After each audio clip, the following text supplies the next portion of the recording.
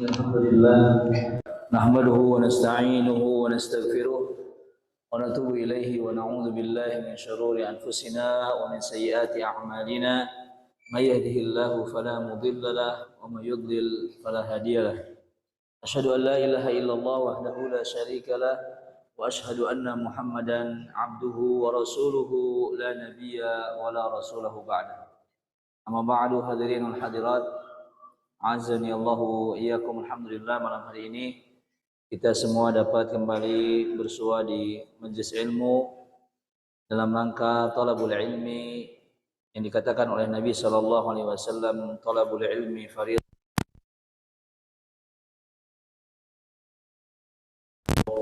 orang-orang yang muslim. Dan biidznillah tabaraka wa taala malam hari ini kita akan mempelajari adab yang sangat penting yang harus diketahui, yaitu adab istri kepada suami dan suami kepada istri. Melihat bagaimana perselisihan yang terjadi di antara keduanya dapat membahayakan dan juga memberikan mudarat. Dalam sebuah riwayat dikatakan bahwasanya syaitan sangat menyukai orang-orang suami istri yang bertengkar apalagi sampai bercerai. Dikatakan bahwasanya setiap harinya setan menggoda manusia melaporkan apa yang telah dia lakukan kepada rajanya, yaitu iblis yang singgasananya berada di lautan. Mereka ditanya, hari ini kau sudah apa? Saya hari ini sudah menjadikan orang saling membunuh. Kemudian begitu saja. Ada yang menjadikan orang tersesat, ada yang menjadikan orang. Sampai ketika dikatakan apa yang kau lakukan, aku telah memisahkan kedua suami dan istri, maka dia pun diberikan hadiah. Kenapa demikian? Karena apabila suami dan istri itu bertengkar, kemudian bercerai, yang parasehanya itu bukan cuma berdua, ya apa tidak? Bapak dan ibu. Sebuah cerita singkat tapi penuh dengan pelajaran. Katakanlah namanya perempuannya Aisyah. Kemudian bapaknya namanya Abdullah. Aisyah dan Abdullah ini sudah berumah tangga. Anak yang paling besar aja usianya mungkin sekitar 20 tahun. Berarti rumah tangganya sekitar 16 tahunan lah ya. Iya tidak? Mereka orang kampung, tinggal di kampung. Si Abdullahnya ngaramet, tahu ngaramet? Di sawah, istrinya nu mawa sangu ke sawah. Tanur. Hidupnya sederhana. Kemudian karena keluarga Aisyah ini sudah banyak merantau ke Saudi Arabia, jadi TKW, uwa-uwana, bibi-bibina, akhirnya ditawarilah Aisyah ini. Gimana kalau kamu daripada tanur, ngaramet di kampung, mending ngilu ke mana? Ngilu ke Saudi. Akhirnya berangkatlah si Aisyah ini, perempuan kampung yang biasa tanur, ini ke Saudi. Abdullah seorang laki-laki mang-mang, biasa ngangon eme, jangan jukut, ditinggallah ke pemajikannya kemana? Ke Saudi. Setahun, 2 tahun, 3 tahun pulang dia ke kampung halamannya. Aisyah yang dahulunya jelema kampung, tanya hodang dan balik ke kampung teh, balik di Saudi teh ya, make gelang, senang, senang make sok tinggi. Pas ningali Abdullah yang biasa tukang ngaramet, tukang tanur, tukang ngangon eme, sudah bukan levelnya lagi. Sehingga permasalahan yang paling fatal adalah yang namanya laki-laki ditinggal pemajikan ke Arab Saudi, tentunya ketika pulang kan harus ada hak yang harus ditunaikan, kebutuhan biologis, betul tidak? Akhirnya si perempuan ini tidak mau untuk meladeni si suaminya. Apa yang terjadi? Kemudian Abdullah ini memukul Aisyah karena menolak. Akhirnya mereka bertengkar dan bercerai. Tepira. Gara-garanya apa? Karena suaminya mengizinkan si istrinya berangkat ke mana tuh? Ke Saudi. Karena sudah beda. Namanya orang kampung, kemudian ketemu di Saudi mungkin sudah berubah. Akhirnya bercerai. Yang sudah membina rumah tangga selama 16 tahun. Apa yang dikatakan oleh istrinya, Aisyah tersebut? Saya tidak cinta kepada kamu. Lah, 16 tahun naon wae. Cinta apa tidak cinta? Anak sudah 3. Maka dari sini banyak sekali hal-hal yang perlu diperhatikan antara suami dan istri. Yang berantemnya Aisyah dan Abdullah, tapi anak-anaknya berantem tidak? Berantem. Yang satu bela bapaknya, yang satu bela ibunya. Mitoha sama Mitoha, berantem atau tidak? Berantem tuh udah chat bawa ibu ke, ulah kawin jenuh itu, mana mah baheula geus aya gue, para sehat. Kampung dan kampung. Emang sih orang belah dinya mah karena itu jelema teh. Kampung sama kampung. Akhirnya asalnya bercerai 2 orang, tapi yang memusuhi terus. Ya. Maka daripada itu Allah Subhanahu wa taala berfirman, "Wala tansaw fadla bainakum." Kalau yang sudah bercerai, jangan melupakan kelebihan antara suami dan istri. Kalau sudah cerai itu ingat dahulu pernah bersenang-senang, dahulu pernah sayang-sayangan, dahulu pernah saling berbagi. Kemudian ketika bercerai jangan sampai membuka aib siapanya? Pasangannya. Hadirin yang dimuliakan oleh Allah Subhanahu wa taala, maka harus kita pelajari bersama apa saja kewajiban istri kepada suami dan suami kepada istri kita. Yang jomblo siap-siap aja, ya kan, bekal menuju rumah tangga, ya kan. Yang sudah menikah, yang sudah senior, ya, repres. Oh, ternyata ada yang kurang saya. Ya. Apa saja hak yang harus kedua-duanya ditunaikan, alias istri dan suami sama kedudukannya dalam perkara ini. Yang pertama, al-amanah. Suami dan istri harus memiliki amanah, sifat amanah, dipercaya, jangan mengkhianati. Idz yajibu ala kulli zawjaini an yakuna aminan ma'a sahibihi fala yakhunahu fi qalilin wala katsir. Suami dan istri harus amanah menjaga satu dan yang lainnya dan jangan berkhianat. Komo lamun sudah berumah tangga pek papangi jeung mantan. Ternyata mantannya lebih ganteng ti salakina. Itu adalah pengkhianatan. Komo sabari chattingan tanpa si izin suaminya, itu pengkhianatan kepada akad yang suci. Atau dia berkenalan dengan perempuan lain. Nah, makanya suka salah paham. Namun ada laki-laki tiba-tiba nikah muka 2. Otomatis yang pertama bilang pelakor. Terus apa lagi? Ya? Biasa perebut suami orang, selingkuh dan sebagainya. Yang menyebabkan poligami itu menjadi kebencian bagi istri pertama karena si suaminya tidak mengarunginya dengan cara yang halal. Maka haram bagi suami yang mau menikah kedua dan dia selingkuh. Selingkuh itu berhubungan tanpa status. Misalnya ada seorang laki-laki yang ingin menikahi kedua dan ini diperbolehkan dalam agama. Kemudian dia belum nikah tapi geus apel ka imahna. Nya geus bawa pamajikan di imah. Apel ka imah batur. Can dikawin. Itu wajar kalau disebut dengan apa? Selingkuh. Betul tidak? Akhirnya dinikahilah yang kedua. Poligami yang kena syariatnya. Betul apa tidak? Yang dibencinya ya apanya? Ternyata salahnya adalah suami yang tidak amanah. Kalau mau nikah lagi bagaimana? Semangat. Yang pertama, apakah harus izin ke istrinya? Kalau menurut saya, bebeja. Daripada bertikai setelah tahu yang digadaikan adalah anak-anaknya. Betul atau tidak? Walaupun tidak ada syarat dalam menikah kedua itu harus izin istri pertama. Tapi kenyataannya terjadi perselisihan. Niat hati menyelamatkan janda, engkau menjandakan istrimu. Yang pertama cerai, yang kedua belum tentu langgeng. Maka ini amanah. Bagaimana Ustadz kalau perempuannya yang selingkuh? Jelas lebih berbahaya. Karena tidak ada dalam Islam perempuan nikah dengan 2 laki-laki. Maka dari itu sifat amanah ini harus dimiliki oleh keduanya. Bagaimana jika suaminya sedang di luar? Tidak boleh dia memasukkan laki-laki yang lainnya ke dalam rumahnya tanpa seizin suaminya.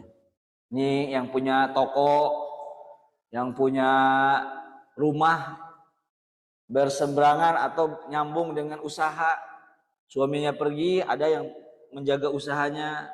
Ini harus memiliki amanah. Jangan sampai keluar pakai daster hungkul, buuk tadi gelung-gelung acan. Akhirnya dipandang oleh laki-laki yang bukan mahram menjadi dosa. Nah, inilah yang dikatakan Nabi SAW, inni ra'aitu aktsara ahli nari minan nisa. Sungguhnya aku melihat kebanyakan wanita, ya kebanyakan penduduk neraka adalah wanita. Karena apa? Banyak yang menyepelekan amanah ketika sudah menikah. Kemudian yang kedua, suami dan istri wajib untuk mawaddah warahmah, saling mencintai dan saling menyayangi. Cinta setelah pernikahan itu ukur 3 bulan indahna. Sisana manggeus nyaho. Keur awal keneh mah ditutup, didangdanan, geus 3 bulan manggeus nyaho. Hitut-hitut, manyun-manyun, tara mandi sagala rupana. Awewe teh asal-asalna mah bulan-bulan pertama Masya Allah jaga image. Ya apa tidak? Setelah 3 bulan ke sana, rumput tetangga lebih hijau daripada rumput sendiri. Akhirnya nenyon oleh asa gelisan ubelah ditu. Kenapa? Karena sudah hilang rasa. Kalau cantik itu awal kali melihat wanita, karena cantiknya lama-kelamaan akan bosan. Maka Nabi SAW mengatakan, tunkahul mar'atu li arba. Wanita itu dinikahi karena apa? 4 perkara. Salah satunya li jamaliha, karena cantiknya. Kalau kita menikah dengan yang cantik wajib. Karena rumah tangga bisa berdiri tegak lama karena istrinya cantik. Bahkan lamun bisa panggelisna sakampung. Nu sakampung teh garoreng kabeh hiji we panggelisna di imah. Tak eta istri antum. Insyaallah moal ka mana-mana ada gelis. Kumaha lamun songhek? Nah, biasanya lamun geus songhek nyeunuk batur hayang nulu itu. Tidak ada syukur, betul tidak? Maka cantik itu harus. Ustaz, bagaimana nasib saya wanita yang enggak cantik? Wayahna we kudu geulis. Kalau tidak wajahnya ya akhlaknya. Karena cantik itu bisa keluar daripada akhlak dia, dari tampilannya, dari dandanannya, dari menjaga dirinya. Apakah itu nomor 1 cantik? Tidak. Ada yang kedua, wali hasabiha, karena hasab atau nasab. Anakna Pak Kiai, kembali songhek oge yang penting mah mitoha ajengan. Betul atau tidak? Kembali pemajikan goreng yang penting mitoha tuh 50 hektar ngagoler keneh. Anak hiji-hijina kembali di kawinan we. Karena ada apanya? Keturunannya bagus, anak mitoha teh jawarana ya di negara kawinan anakna. Kemana-mana aman dan mitoha dua kedudukan. Wali hasabiha. Kemudian ada apa lagi? Wali maliha. Di sini dia ayat laki-laki yang belum menikah. Saya mah gak suka gadis, sukanya janda. Anak 5, harta berlimpah, on the way meninggal. Wah, fix. Saya di kawinan. Walakum nisfu ma taraka azwajukum in kana lahunna walad. Maka bagimu setengah harta apa? Istri-istrimu illam yakul lahunna walad, apabila mereka tidak punya anak-anak. Kalau punya anak ya dapat 1/4, lumayan. Lamun hartana 1 triliun antum menang setengahnya atau 1/4 kembali Ustaz saya menikah we jeung janda, yang penting mah janda kaya raya on the way meninggal. Ada apa tidak? Ada. Sudah cantik dipilih, hasabnya nasabnya bagus, anak saha, atau hartanya yang berlimpah. Kemudian yang keempat walidiniha, karena apanya? Agamanya. Rasulullah mengatakan fadfar bidati din taribat yadak, maka nikahilah yang beragama. Sanajan tegelis-gelis teuing. Kolotna Ustaz mitoha saya mah tani oge lain sawah sorangan, tapi tidak solehah ninganan pemajikan teh. Keluargana alus. Harta boro-boro, hutangna di mana-mana, tapi agama anak kuat. Itulah yang menjadi penyejuk pandangan bagi seorang suami. Maka nikahilah mereka yang memiliki agama. Karena kalau yang memiliki agama, susah senang pun akan menjadi nikmat. Berbeda dengan kita menikahi wanita karena harta, setelah hartanya tidak ada akan jadi apa? Akan menyesal. Beberapa hari yang lalu saya menyaksikan sebuah perkumpulan keluarga ketika suaminya meninggal. Suaminya meninggal, kemudian dia memiliki istri yang baru dinikahinya, berarti ibu tiri dari anak-anaknya. Kita menentukan warisan dan juga hutang yang ditinggalkan oleh ahli mayit tersebut. Yang kagetnya adalah bahwasanya istri tersebut yang ditinggalkan oleh ahli mayit dari awal sampai akhir yang dibahas adalah hutang. Tuh, si bapak mau boga hutang di dia, sebutin semua hutangnya. Tetapi kan kita tidak tahu selama mereka berdua ada itu, apakah hutangnya dinikmati oleh bersama, betul atau tidak?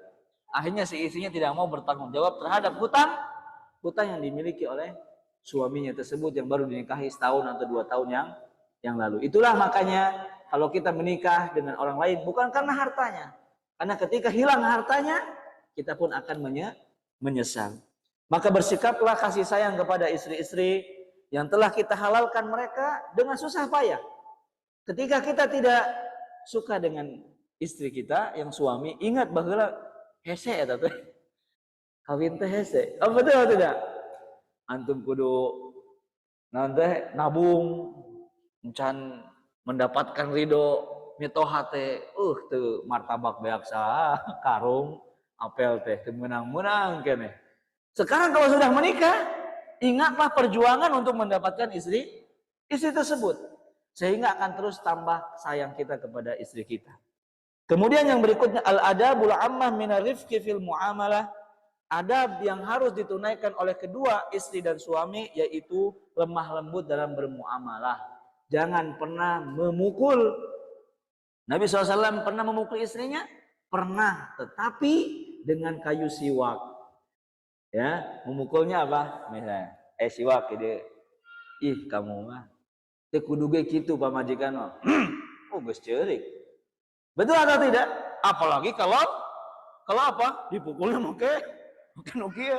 Oh, itu bukan laki-laki. Rasulullah memukul dengan pukulan manja. Aya siwak, tapi lain siwak anu panjang gitu toh. Eta mah beda deui. Siwak paranti nyusur. Nah, maneh gitu kan. Urang makan lamun geus kesel teh hayang nampiling, enggak boleh. Tidak boleh suami itu ringan tangan memukul, apalagi pukulan tersebut mengenai wajah. Idza daraba ahadukum falyantakil wajh. Apabila kalian memukul apa saja itu, maka tidak boleh memukul bagian wajah. Makanya nu main boxing, karena Nabi melarang orang memukul apa tuh? Bagian wajah. Apalagi kalau suami memukul wajah istri. Ya, tidak diperbolehkan. Maka di dalam syariat Islam, jika suami istri sudah tidak bisa lagi berkasih sayang, sudah tidak bisa lagi berlemah lembut, maka ada dua. Yang pertama, laki-laki menjatuhkan talak atau perempuan mengajukan khulu, mengajukan cerai kepada suaminya. Dan ini diperbolehkan, walaupun harusnya tidak. Kalau masih bisa diapakan? Bisa dipertahankan. Tetapi solusi, karena tidak semua orang itu cocok. Mungkin di awal pernikahan 3 bulan pertama, 4 bulan pertama, setahun pertama belum terlihat sifat-sifatnya. Saya yakin bapak-bapak di sini yang masih punya istri sampai sekarang sudah 60 tahun kekewe pamajikan teh di imah aya we nu anyar teh sifatna teh aya deui nu kieu, aya deui nu kieu. Karena sifat wanita itu tidak bisa dibatasi. Setiap hari selalu ada yang baru. Ya, selalu ada yang baru. Maka apabila tidak bisa bersatu, maka wasarrihuhunna bil ma'ruf, ceraikanlah dengan cara yang baik, tapi itu setelah melalui proses-proses pertimbangan yang sangat berat. Kemudian hadirin yang dirahmati oleh Allah Subhanahu wa taala. Apa saja yang harus dilakukan istri kepada suaminya? Yang pertama, ta'atuhu fi ghairi ma'siyatillah, mentaatinya tapi bukan dalam kemaksiatan. Contoh dalam maksiat sebenarnya banyak.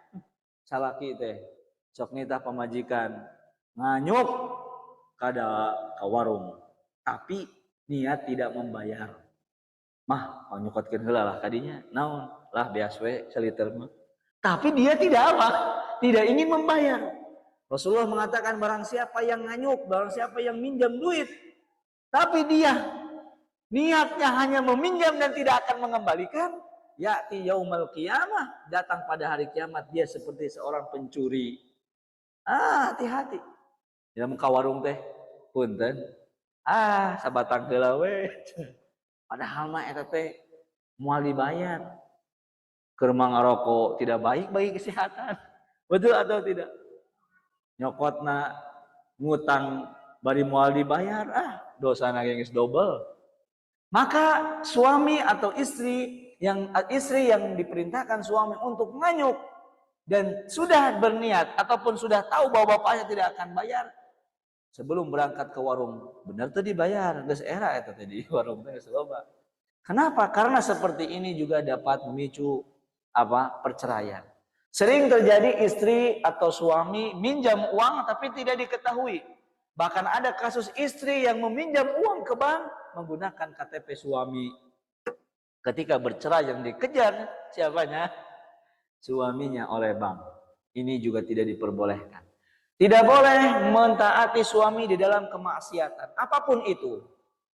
Ya, kalau itu adalah perintah yang maksiat, yang dosa, maka tidak boleh suami istri mentaati. Yang sering ditanyakan adalah, Ustadz, saya diperintahkan oleh suami saya tidak boleh tinggal sama ibu saya. Mana yang harus ditaati? Suami atau ibu? Karena dua-duanya sama. Betul tidak? Hak-haknya. Mungkin ada yang sekarang dilema pisah jeung ibuna, padahal ibuna juga butuh anaknya. Maka di sini kalau ada suami istri, kemudian istrinya ditarik oleh suami untuk pindah tempat, sedangkan dia punya mitoha yang sudah sepuh, sebenarnya mana yang harus ditaati oleh istri? Ibu-ibu milih suami atau milih ibu sorangan? Ibu dong. Kan ibu surga di bawah telapak kaki ibu. Kan surga adanya di orang tua.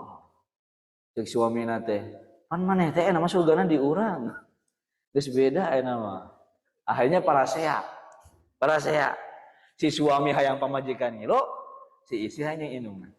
Maka di sini adalah kebijaksanaan suami. Lihat sejauh mana pentingnya anak atau istri kita di hadapan ibunya. Kalau anak satu-satunya, tidak ada lagi anak kecuali istri kita.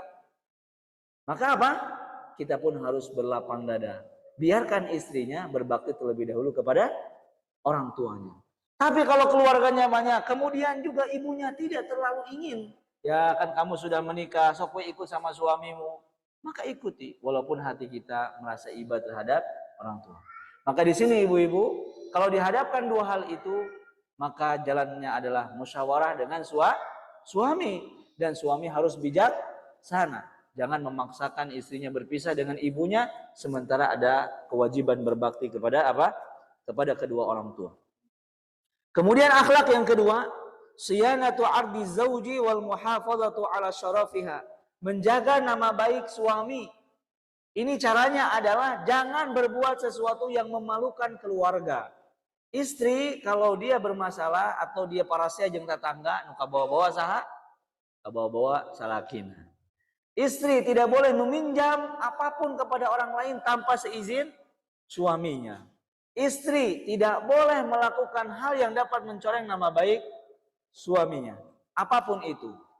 Maka fasalihatu qanitatun hafizatun lil ghaibi bima hafizallah.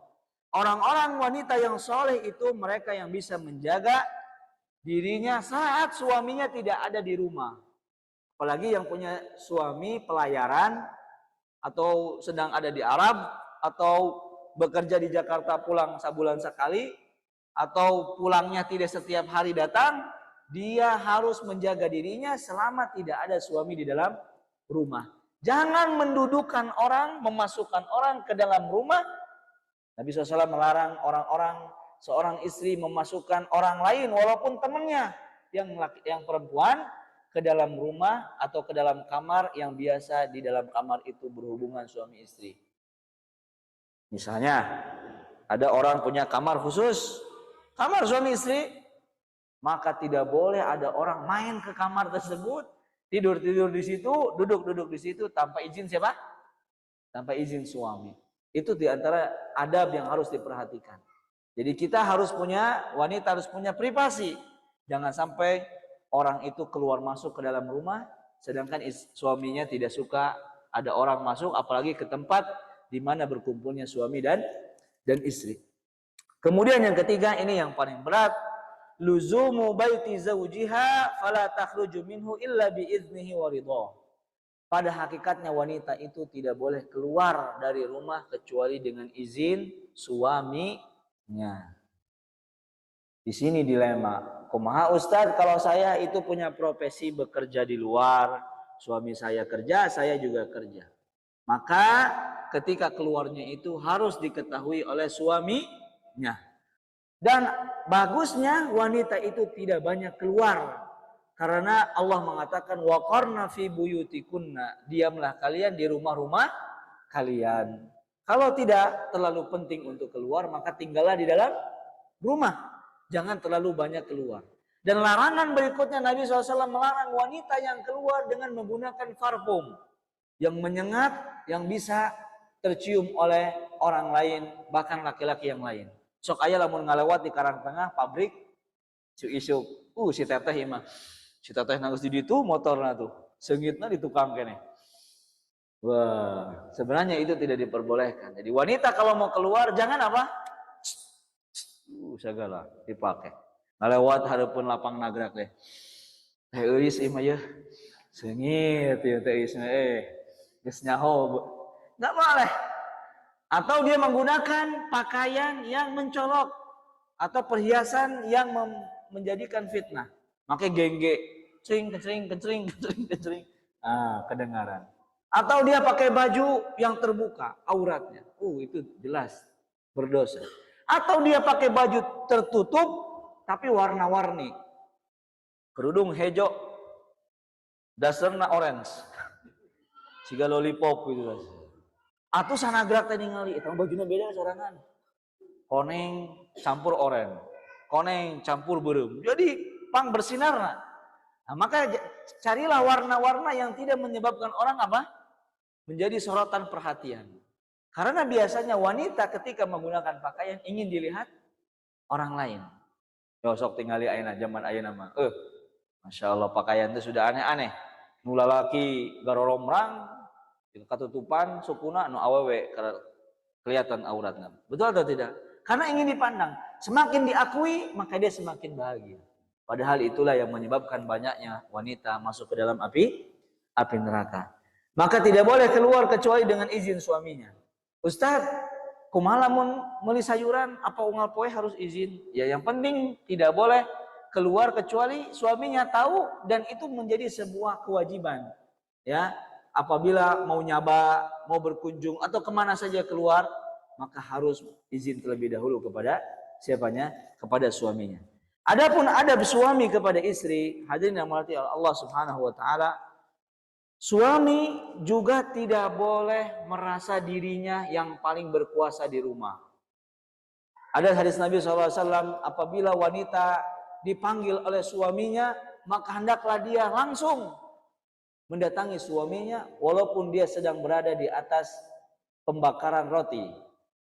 Jadi kalau zaman dulu wanita itu ngadonan roti, kemudian rotinya dimasukkan ke tanur. Tanur itu sok di Arab sok aya gitu tah Pakistan, roti Pakistan, aya lubang kecil kemudian begini.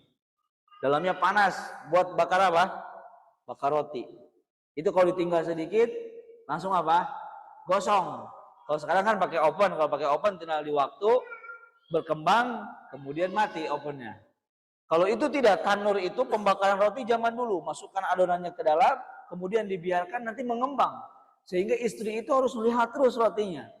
Maka apabila sedang ngagarang roti, dipanggil oleh suaminya, maka dia harus segera, walaupun apa? Rotinya gosong. Itu saking apanya?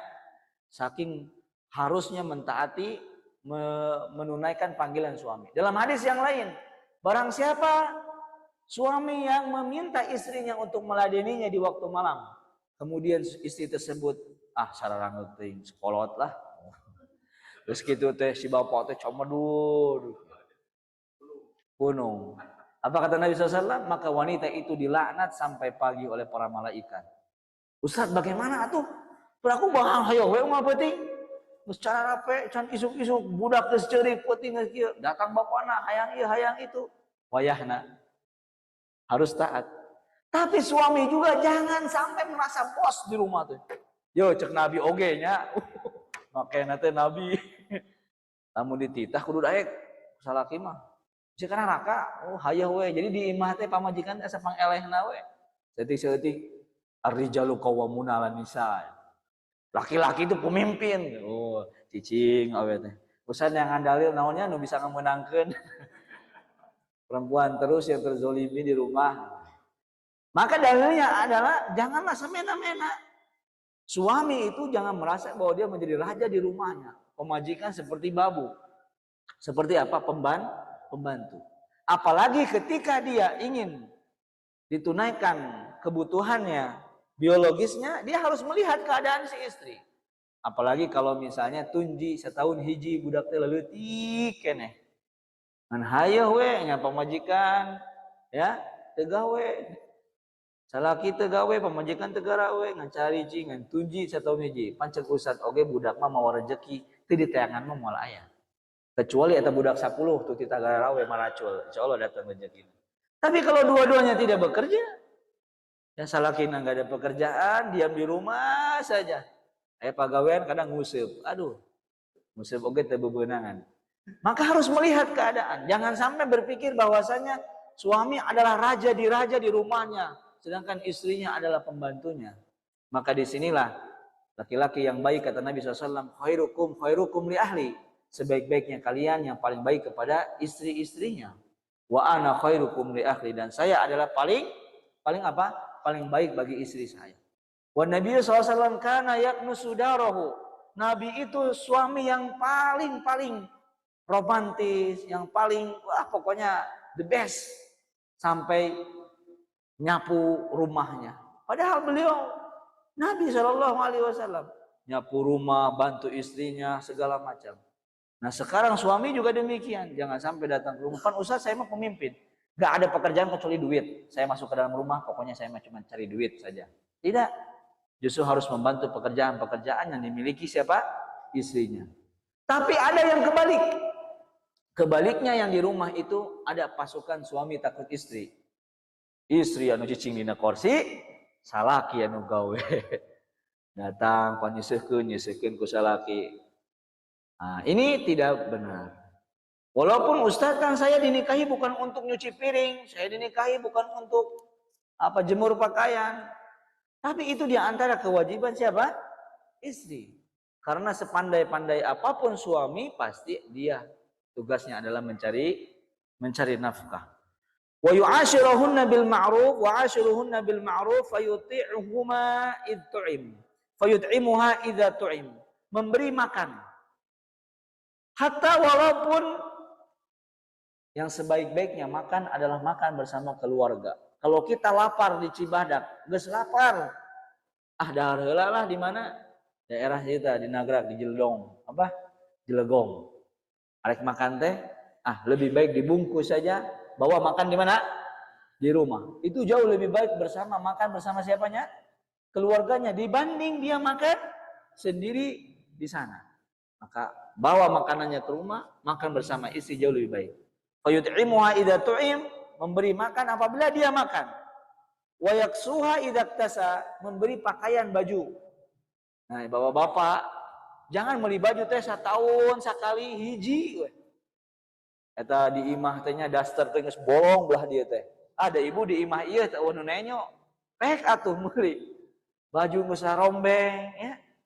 Jadi pakaian di rumah apabila sudah rusak maka wajib bagi kita untuk memberikan pakaiannya yang menutup aurat. Apalagi pakaian yang dipakai di luar. Maka ibu-ibu berhak untuk menuntut suami agar dibelikan baju. Namun baju itu geus rombeng we kabeh. Geus barolong. Ya, mukena eta warna baheulana koneng ena mah geus koneng-konengna. Hejo geus hejo-hejona. Dipamulikeun teh baheula seperangkat alat salat teh ieu Ustaz. Da rabi geus 20 tahun. Can dibelikan mukena, maka wajib meminta. Pak, ini mukena teh 20 tahun. Yang kawin can dipamulikeun. Karena kewajiban suami untuk memberikan pakaian kepada apanya? kepada istrinya. Dan ingat, jangan belikan pakaian yang membuka aurat yang dipakai di luar rumah, karena dosanya akan ditanggung oleh siapa? Suaminya. Ustaz, boleh enggak suami memberikan pakaian yang terbuka? Baik. Arek sahlai benang kan, tapi dipakainya di dalam rumah, tapi jangan di depan anak-anaknya. Ya. Jadi suami dan istri wajib menjaga aurat di hadapan anak-anaknya, tidak boleh menampakkan aurat di hadapan anak-anaknya. Wa yu'adzibuhuma idza khafa nusuzahuma aw nusuzaha bima amarallahu an yu'adziban nisa. Mengajarkan adab, Pak, yang namanya perempuan setiap hari pasti bersalah karena mereka diciptakan dari tulang rusuk yang sangat bengkok. Datang ke imah, praktek nyiksa budak, cubit, kieu, takol budak teh. Ieu pupus, itu tumpah, ini can masak, ieu kita datang dengan capek, marah-marah. Ingat bahwasanya wanita memiliki kebengkokan, harus sabar. Kamari kasih bejaan, mah duitnya sing hemat, isukan teh geus beak, naik darah. Nyaho teu? Jangan duitnya hese, isukan teh geus kiridit. Ieu bajuna ya kiridit ieu mah ya. Tepir ada sabulan ieu mah. Baraha 500.000 der sirah ieu.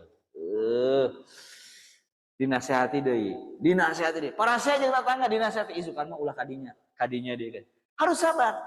Karena memberikan adab yang baik bagi wanita itu harus setiap hari. Jangan menjadi sumbu pendek. Ketika wanita bersalah, ringan tangan, mengucapkan kalimat-kalimat cerai. Dan ini kebiasaan yang sangat buruk. Orang dikit-dikit diancam cerai, dikit-dikit diancam cerai. Itu perbuatan yang tidak diperbolehkan. Kalau suami selalu mengancam dengan perceraian. Fa in ata'at, kemudian fa in ata'at wa illa hajarha fil firas. Kalau ternyata seorang wanita tidak mau untuk mentaati suami, maka yang dilakukan adalah pisah ranjang. Pisah ranjang itu bukan bercerai. Kembali si ibu tina di kamar, si bapana di luar. Cek si ibu teh, alhamdulillah bebas si bapak teh cicing di kamar. Maksudnya bukan di situ. Wanita itu kalau dia tidak diajak bicara, sapoe ulah diajak ngomong, dunia runtuh, ya kan? Pak mau makan, gitu Pak, ulah diajak ngomong. Agar apa? Agar dia kapok. Jadi jangan sampai apabila wanita itu telah melawan suaminya, sehingga laki-laki itu tidak memiliki maru'ah di hadapan istri-istrinya. Allah Subhanahu wa taala mengatakan wallati takhafuna nusuzahunna fa'idhuhunna. Wanita-wanita yang membangkang suaminya yang pertama dinasehati. Sudah membangkang, nasihati. Kalau tidak mau dinasihati, wahjuruhunna fil madaji. Jangan tidur bersama, pisah ranjang. Tinggalkan dia. Nanti juga lama-kelamaan akan apa? Akan merasa bersalah. Ternyata setelah dia tidak tidur bersama istrinya, sudah dipisah ranjangnya, malah istrinya makin senang, makin bebas, makin bahagia. Cek bapana teh, cek ustaz cenah kita pisah ranjang, pas dipisah ranjang makin menjadi-jadi. Maka cara yang keempat adalah wadribuhunna, maka pukullah mereka dengan pukulan yang tidak melukai. Pukulan di sini jangan sampai dipahami dengan pukulan yang menyakitkan. Ya, fa in ata'nakum fala tabghu 'alaihinna sabila. Ya, semoga mereka taat kepada kalian sehingga kalian bisa menjalani rumah tangga itu sampai akhir. Nabi SAW mengatakan, "Mahaqquz zaujati ahaduna 'alaihi." Apakah hak istri untuk kita tunaikan? Faqala an tut'imaha idza tu'inta. Kamu pakai pakaian, kamu makan, maka kasihlah makan istrimu. Wa taksuha idza tasaita, kamu punya baju, beli baju, maka belikan baju untuk istrimu. Wala tadribil wajha, jangan pukul apanya? Wajahnya. Wala tuqabbih, jangan membuli. Jangan membuli istri. Ada sebuah kisah nyata. Suami yang membuli istri dan istrinya terkena ain dari suaminya. Wa yadzubillah min dzalik. Pak, kalau ternyata di rumah kita ada sosok wanita nu beleketek, hirup deui, geus sangeup di tenona, geus hayang cerai, geus bosen, bisa jadi itu terkena ain dari suaminya. Misalnya datang ke imah teh, pamajikan teh pokoknya mah geus sangeuk we. Si eta mah dipicieun teu kumaha. Geus budak geus loba. Jangan sampai dibiarkan. Bisa saja istri itu terkena ain dari kita karena kita sering membuli, menjelek-jelekan istri kita. Misalnya, nah si eta meni genut gitu, pas badak gitu. Nah ini waktu kos badak, we berculah satu. Gitu.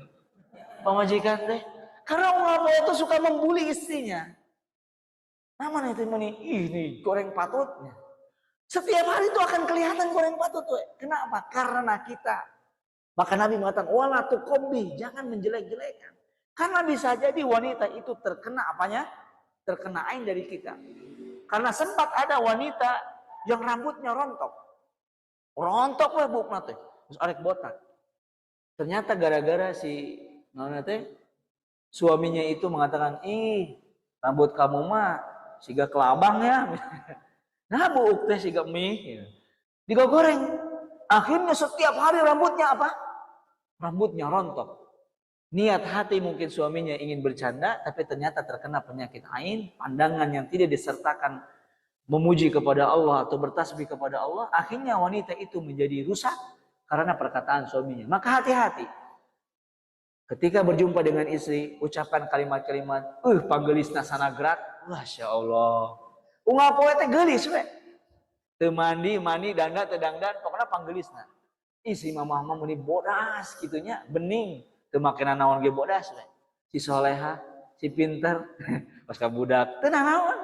Yang penting kita mengucapkan kalimat-kalimat thayyibah. Jangan ucapkan keburukan. Kamu mah ya orangnya nggak tahu malu, nah itu juga jangan. Karena bisa jadi nantinya dia akan terus menjadi wanita yang tidak tahu malu. Kamu mah keras kepala orangnya. Nanti dia akan menjadi keras kepala.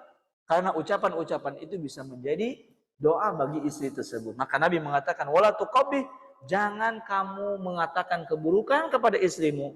Wala tahjur illa fil bait, dan jangan pisah ranjang, jangan meninggalkan istrimu kecuali hanya di rumah. Maksudnya gini, kalau para saya ulah sok balik ke imah mitoha, ulah sok balik ke imah sorangan, ke imah ibu atau bapak. Kalau ada masalah selesaikan di mana? Di dalam rumah. Ini biasanya ibu-ibu, nggak sayang balik we ke abah, balik diceritakan di ditu. Cek abah nate pancek bakal lagi cek abah ulah ka jelema eta petot. Ya, maneh mah teu nurut. Baheula eta tak hayangeun ka maneh. Tuh tanya eta mah bos doma. Digogoreng.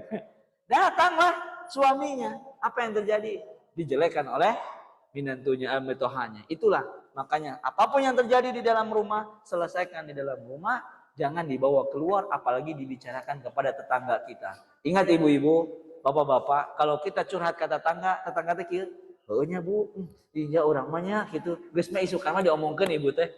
Percayalah, pansi itu mah. Nah, jadi hati-hati. Masalah yang ada di rumah jangan bicarakan kepada tetangga, apalagi kepada adik ipar atau adik kita. Ada di dalam Islam itu namanya menjelek-jelekan antar saudara. Jadi kalau ada masalah selesaikan di rumah, kalau tidak bisa selesaikan sampaikan kepada wali-walinya untuk berkompromi. Maka apapun yang terjadi jangan pernah mengucapkan kalimat talak kecuali sudah pada ujung di mana rumah tangga tidak bisa lagi diperjuangkan. Hadirin yang dirahmati oleh Allah Subhanahu wa taala, kesolehan suami dan istri sangat berimbang. Kalau mau punya istri solehah, kalau mau punya istri solehah, maka kitanya harus soleh.